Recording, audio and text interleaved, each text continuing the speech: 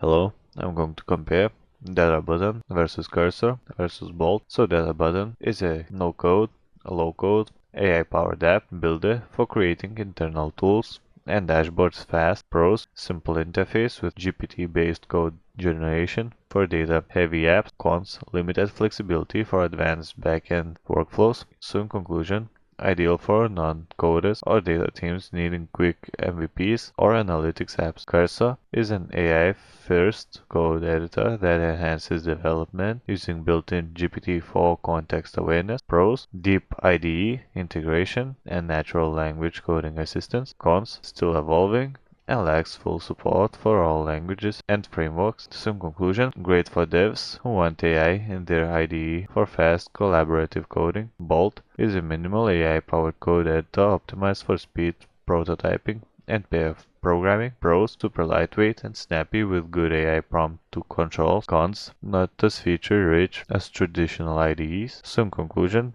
best for prototyping with AI, not full-stack development.